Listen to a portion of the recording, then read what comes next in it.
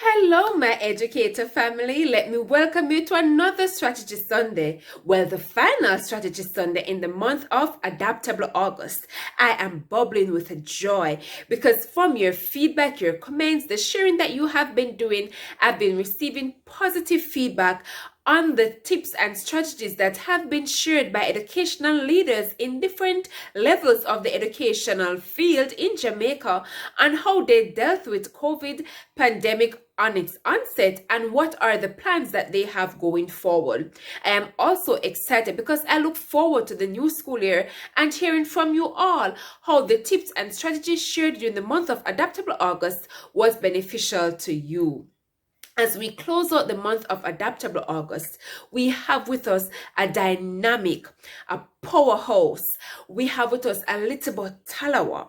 We have to share with us insightful information on how we can adopt best practices and principles, strategies, and techniques as we go forward for the new school year 2021-2022.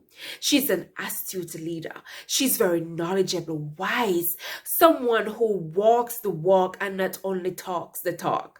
And so we have with us Dr. Taneisha Ingleton. You may have known her from NCEL, but now her role will shortly change where she'll be moving over to the Caribbean Maritime University.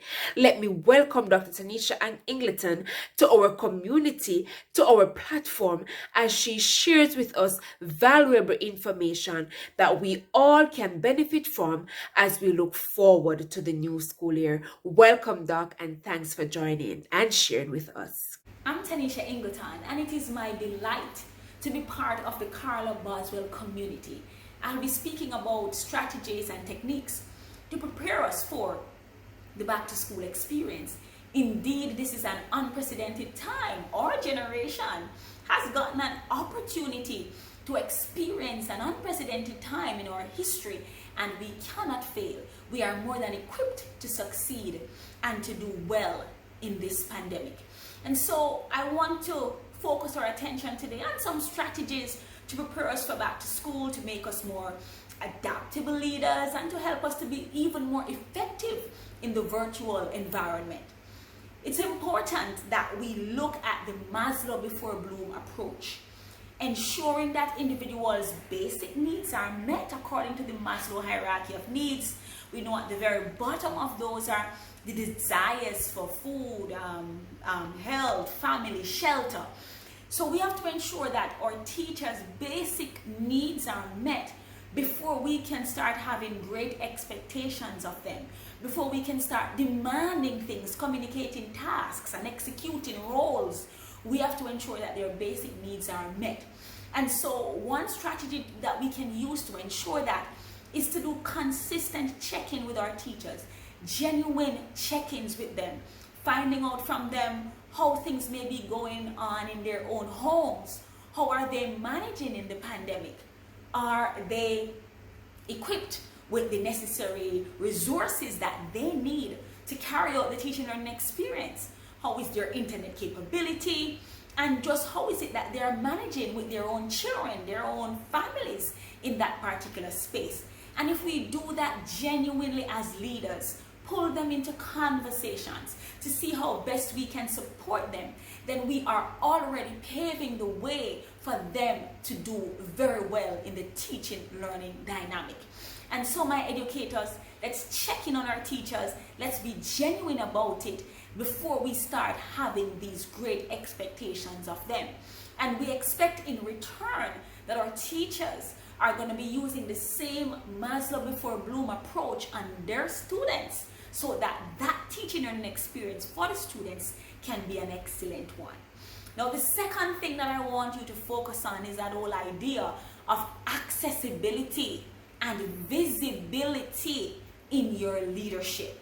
Oftentimes the question is asked, how is it that I can be accessible and visible even though I'm in the virtual world, even though we may be working from home, even though we may not be going to school 5 days of the week as we have been used to?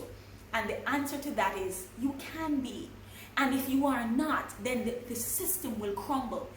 People need to know that their leader is there. They need to feel the leader. They need to hear the leader.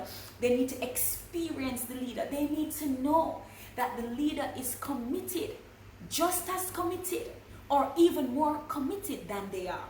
And so what is it that you're going to do? You're going to ensure that you're visible on those Zoom platforms, that you're present for those meetings, not just present in person, but present in terms of your level of activity and your level of involvement and your level of guidance as you go along.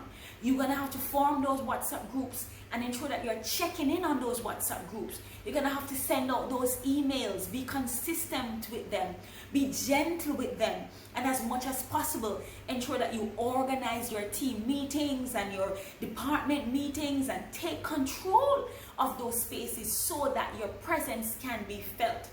Visibility and accessibility are critical in the leadership journey. And so try to ensure that that is right on point during this pandemic. The next thing I want to speak to you on is creating a positive climate for your students. How can you do this as educators? Okay, let us say that some of them may not know how to use the Zoom backgrounds for their classes, or it may be that they can't use the Zoom backgrounds based on the devices that they're using, and so they have to have their real background showing. Now we have to school our students to help them to understand that the students in the class, they're from different socio-economic backgrounds, and so you may have students who are rich and they have beautiful homes, and so they're able to be in a space that's quite appealing. And then you may have other students who it's not quite so, and those students may become the subject of bullying. How is it that we as educators can create that positive climate for our students to ensure that those of us who are not so privileged can feel a sense of dignity in that teaching and learning space? And so I'm encouraging our teachers to have that conversation with your class, help them to come to an understanding and a level of respect for their classmates. Show them that there are different societies, different lifestyles, different socioeconomic experiences, and that there must be a level of regard and respect for those around us. And so my teachers, that is just one way that you can create that positive climate and speak life into these students, encourage them, and teach beyond what we are seeing in their background. Another thing I want us to focus on is high instructional expectations. Now my colleagues, my educators, principals out there, instructional expectations must always be at a high. It's a non-negotiable. Let us not lower the standards or lower the bar because of what we're going through.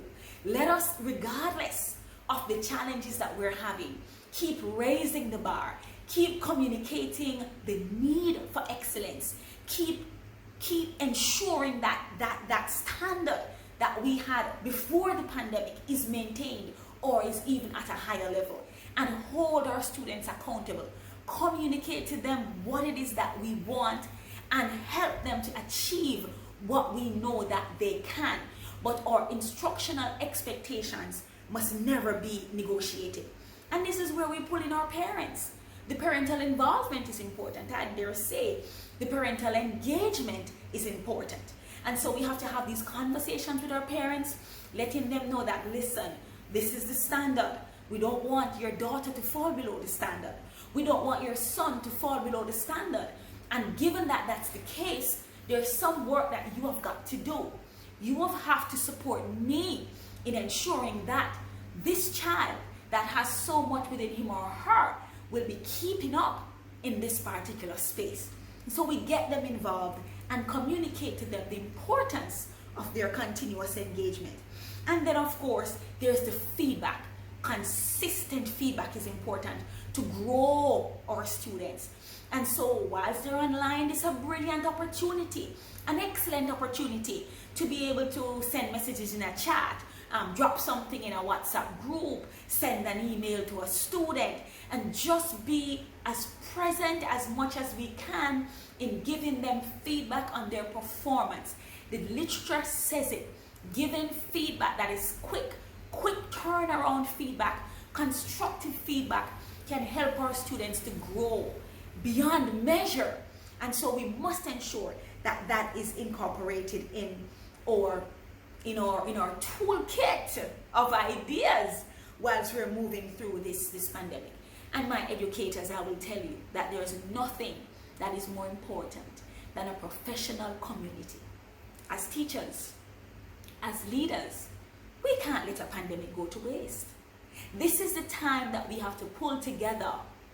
What are you reading? What are you studying? Have you seen any online course that is free, that could maximize my potential, that could help me with my repertoire of competencies? This is the time to pull on each other and ensure that we're actually signing on to, that we're actually doing stuff that's adding to our capabilities. And it is within the professional learning community that we'll get even more strategies, more techniques, more ideas on how we can be even more effective leaders. You know, we always say that it takes a village to raise a child. It takes a professional learning community to bring forth brilliant teachers and effective leadership. You can't do it alone.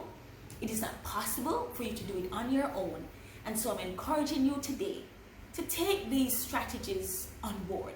The Maslow before Bloom approach, the accessibility and the visibility in leadership, the creating a positive climate for your students, the parental involvement, the giving them feedback, and the ensuring that you are part of an effective professional learning community. Thank you. It was great being a part of the Carla Boswell community. Thanks again, and have a great time as we prepare for our back to school experience in September. Thanks. My educator family, I am sure you were not disappointed by spending this 11 minutes with us thus far. I am sure you would have heard valuable information that you can utilize as you go forward into the new school year. Dr. Ingleton, let me thank you so much for being a part of our community. I want to thank you so much for empowering me as we plan and as we go forward for the new school year. You did mention that we need to Maslow before we bloom.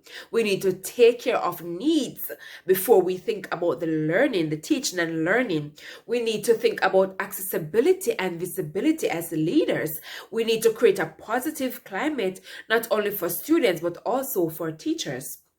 We need to ensure that there's parental involvement. There's also giving feedback and just being cognizant and fully aware of our roles and responsibilities. Educators, let me empower you that as we go forward, we have been equipped. These last few weeks, you got valuable information. Do not take it for granted. Utilize the best practices. Remember, contextualization is everything. And so, not everything may work for your area or in your school. But whatever it is that you can pull, adopt, and utilize, go and do so. Thank you so much, my community, for always listening in, for providing feedback, for liking, for sharing. And I want to say to educators out there, if you have not yet subscribed, go ahead and subscribe to this channel because we have valuable information that's lined up for you as we progress to the new school year. Thank you again, and remember that as we empower you, we ask that you go and do likewise. Empower the students, empower your colleagues, empower yourself. Walk good, take care, and all the best.